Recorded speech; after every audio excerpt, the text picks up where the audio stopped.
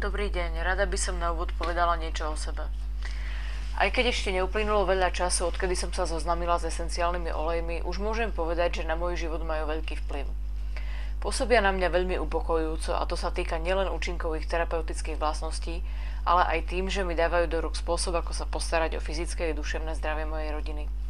Predstavte si situáciu, kedy vaše dieťa v sobotu večer bolí zub alebo babička odmieta ísť do nemocnice a brať antibiotika. Analgetické, dokonca aj protivírusové antibakteriálne vlastnosti už mám natoľko preskúšané, že si dovolím tvrdiť, že esenciálne oleje si dokážu poradiť s väčšinou ochorení, ktoré existujú. V dnešnej časti, ktorú pripravila doktorka Laura Jacobs, ktorá je psychiatrička, sa zameriame na manažovanie nálad a emocionálnu podporu. Moc vône. Aromatické vlastnosti olejov. Vlastne v olejoch sú aromatické látky, ktoré majú medicínske vlastnosti. Keď sa pozrieme na túto ženu, vidíme, že sa usmieva. Vyzerá, že kvet tulipán jej vonia a že má z neho radosť.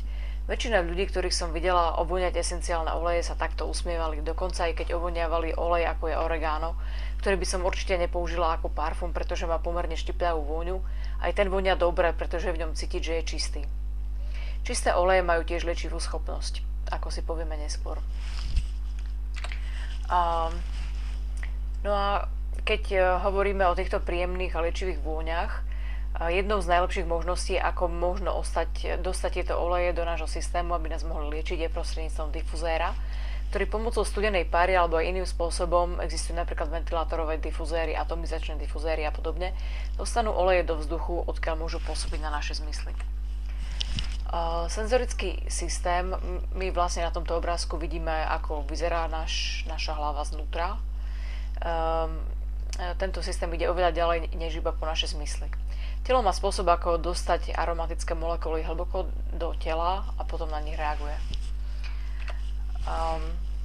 Molekuly vône sú podnety, ktoré cez receptory vytvárajú významný vplyv na mozog. V tomto prípade tieto molekuly vône môžu byť esenciálne oleje, a dostávajú sa cez receptory do tela a všetko sa to deje neuveriteľne rýchlo. Kapacita, ktorú oleje majú na to, aby sa dostali do limbického systému a ovplyvňovali ho, je úžasná. Je to jedna z najlepších vecí, s ktorou môžeme pracovať, čo sa týka esenciálnych olejov.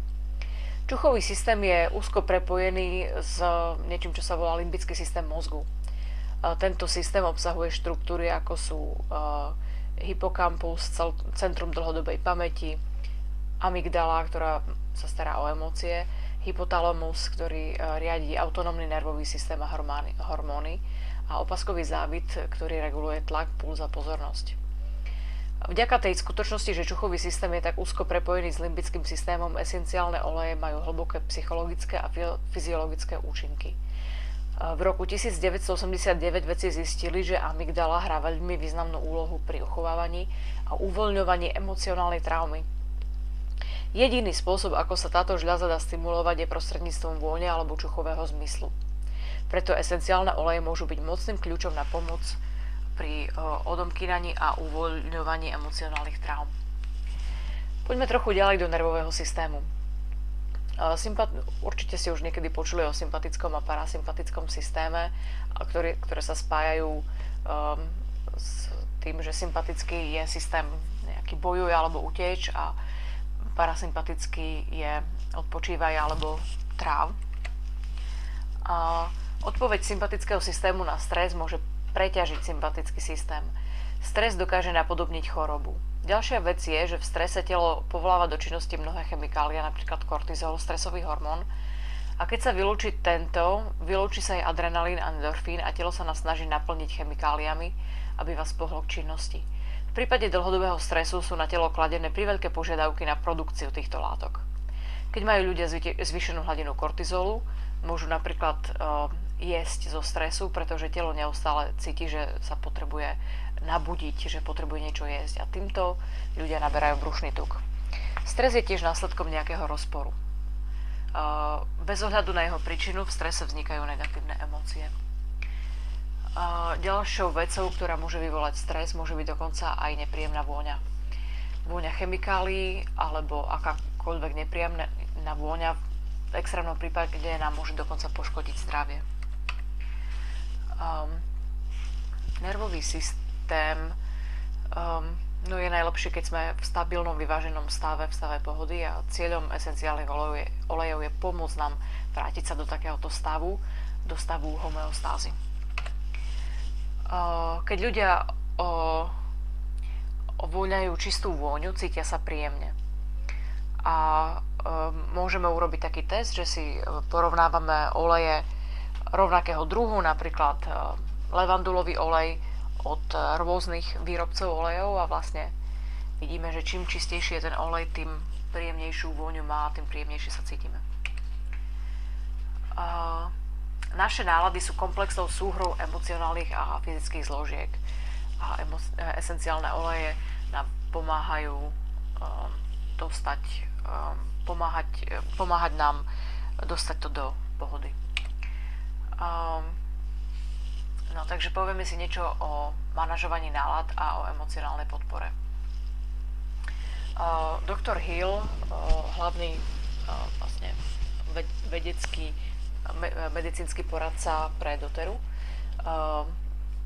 definoval psychické a fyzické stavy takto. Že na jednej strane je nepokoj, to je niečo, čo môžeme charakterizovať ako veľa hluku vo vnútri, chaos, a na druhej strane je pocit vyhorenia alebo nejakej apatickosti. Po fyzickej stránke nás zase ohrozuje stres, alebo ináč povedané vystresovanosť, a tiež nadmerná únava. Dr. Hill, keď pracoval na kvadrante nálad, tak zobral tieto opozitá a spracoval ich. Čiže keď sa pozrieme na prvý kvadrant, je tam nepokoj, vnútorný chaos, a niektorí ľudia si napríklad povedia, že to poznám, taký vnútorný chaos, a zároveň keď som unavený, to sa volá nabrúčaný, čo? Vtedy v takom stave sme netrpezliví, nemáme žiadnu toleranciu pre nikoho a možno pociťujeme miernu bolesť hlavy, ako by nám mozog hovoril: daj si pauzu, už ma to premýšľanie boli. Takže v takomto stave nepokoja a zároveň únavy môžu sa prejaviť bolesti hlavy a tiež žalúdočné potiaže. No, tu máme pána netrpezlivého a nahnevaného. A vlastne ďalší stav je unavený a vyhorený. To je dosť zlý stav. Možno to poznáte, stretli ste niekoľko takýchto ľudí. Možno váš tínedžer, keď zostal dlho hore v sobotu v noci a na druhý deň má niečo robiť, nejaké úlohy, a vy mu poviete, on má takú hmlu a je v takom stave, že sa s ním nedá pohnúť. Tento stav je charakterizovaný pocitom nejakej mozgovej hmly a tiež napätím v hrudníku. Tu je veľmi pekný obrázok nemotivovanej a odradenej pani. Vlastne ona síce mi nepripadá ako tínedžer, ale veľmi sa mi páči tá kapucňa. Zobrazuje také nejaké ukrytie sa pred svetom. Takto sa cítia ľudia v tomto stave. Kvadrant 3 zobrazuje stav, kedy je človek vystresovaný, ale tiež vyhorený. Táto osoba je vystresovaná, stále robí veci, ale nie je tam žiadne nadšenie. Nemôže zapáliť v sebe ten oheň, dokončiť veci a je tam cítiť beznádej. Takíto ľudia môžu pociťovať napätie v hrudníku alebo bolesti v krížoch.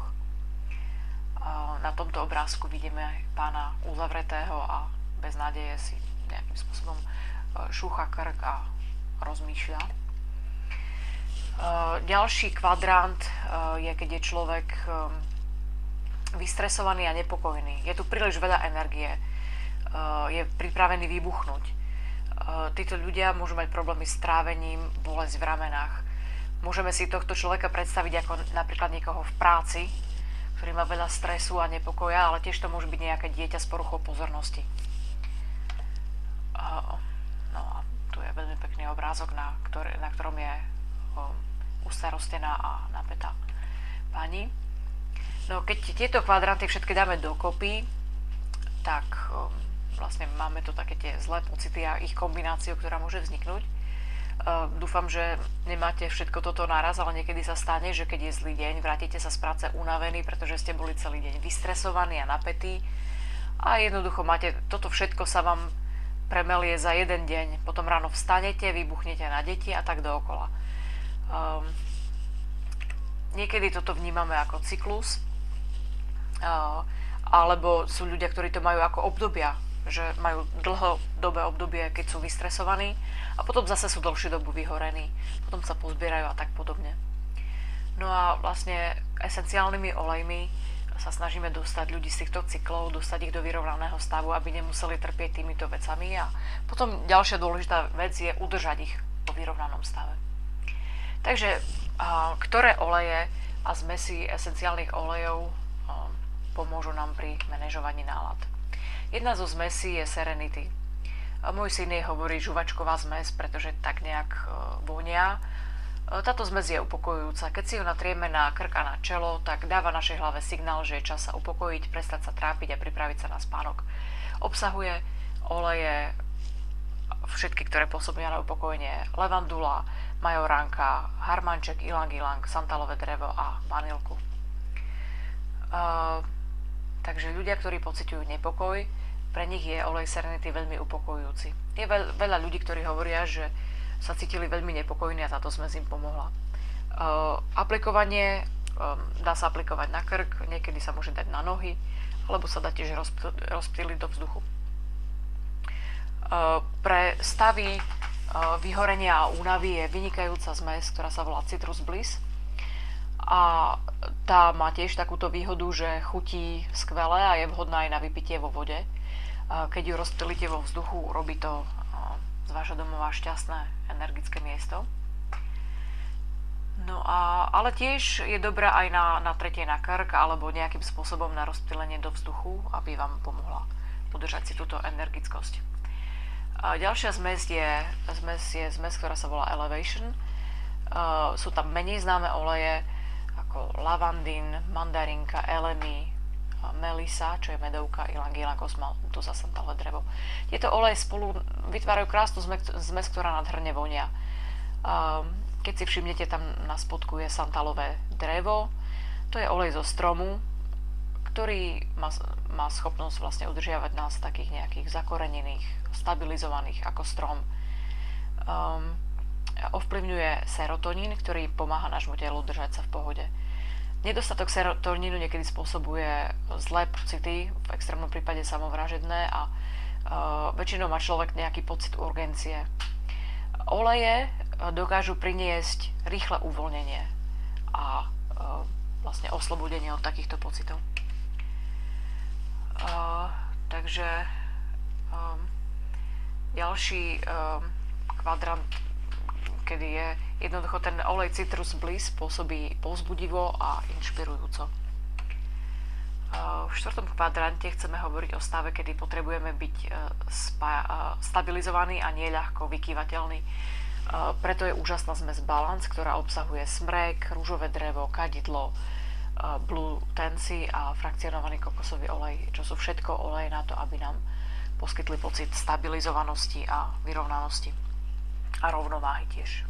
Samotný názov Balance značí rovnováhu. Tieto oleje sa dajú aj zmiešavať. Zmes Serenity a Balance je úžasná. Keď chcete vedieť, ako voňajú spolu, stačí, keď si podržíte pod nosom tieto dve fľaštičky. No a vlastne môžeme spolu spojiť aj Citrus Bliss a Elevation pre rýchle nakopnutie. Vlastne tu máme obrázok, ako môžeme byť vycentrovaní a proste sústredení. Dr. Hill na jednej konferencii rozprával o adrenálnej únave a kedy sa rôzne chemikálie produkujú v našom tele a tiež o tom, že ktoré oleje podporujú telesné funkcie je v týchto oblastiach. Napríklad serotonín je neurotransmiter, ktorý je zodpovedný za uvoľnenie a upokojenie. Obsahujú ho oleje levandula, harmanček, pomaranč, majoránka, ktoré umožňujú prístup ku serotonínu.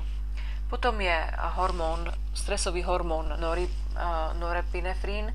Je to tiež neurotransmiter, ktorý ovplyvňuje časti mozgu, ktoré kontrolujú pozornosť a činnosť. Oleje dobre na toto sú rozmarín a citrónová tráva. Potom je tam dopamín, ktorý je neurotransmiter, ktorý nás udržiava v bielom stave. Olej na toto dobrý je šalvia lučná a pomáha to ľuďom, ktorí majú problém, aby neodbiehali od zadanej úlohy.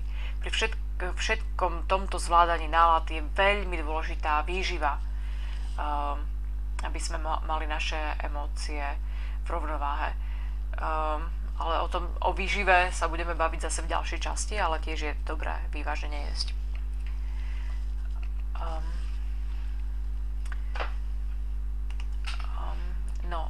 Tieto oleje sa tiež dajú kombinovať.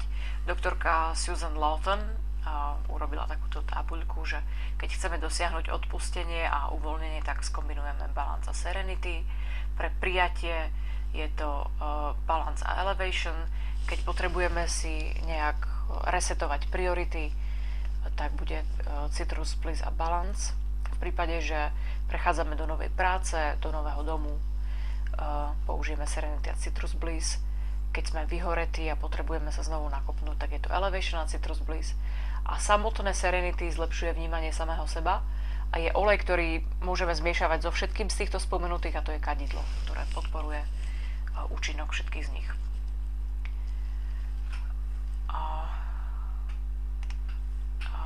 Tak vlastne sme si dneska povedali o tomto manažmente nálad. Ja dúfam, že sa vám toto video páčilo. Ja osobne mám skúsenosti s mnohými z týchto olejov pri rôznych z týchto stavov. A ak máte nejaké otázky, môžete mi zavolať alebo napísať e-mail. A nezabudnite sa prihlásiť na odber našich videí, aby vám neuniklo žiadne video, ktoré môže zlepšiť zdravie vaše a zdravie vašej rodiny. A vlastne na našej stránke nájdete množstvo zaujímavostí o použití esenciálnych olejov, ale aj o tom, ako môžete mať tieto výrobky so zľavou alebo až zadarmo. Teším sa na ďalšie stretnutie s vami. Majte sa. Dovidenia.